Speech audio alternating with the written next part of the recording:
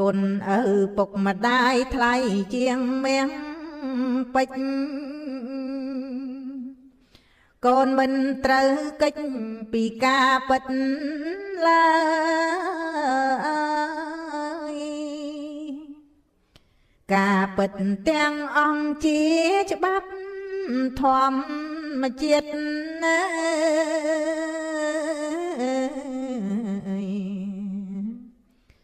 កើតជួបព្រាត់ឃ្លាតមានទុកអត់សបាយអំពើអាក្រក់កូនកុំធ្វើឡើយសាងល្អឆ្ពងត្រើយនៃសេចក្តីសុខ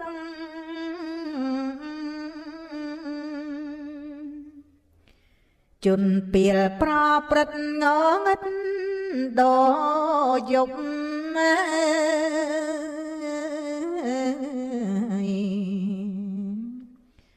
ដោយសារសែបគប់នឹងជន់កំណាច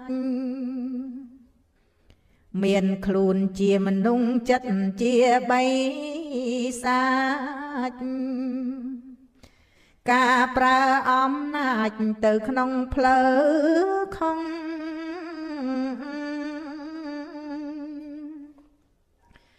សូមកូនកែខ្លួនតន់មានវេលា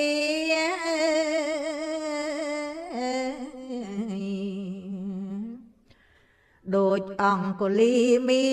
ពីបានបាញ់ចប់ទុកសោកទាំងឡាយលោកបានជីកប់ទៅជួបកំណប់សំណប់នឹកពី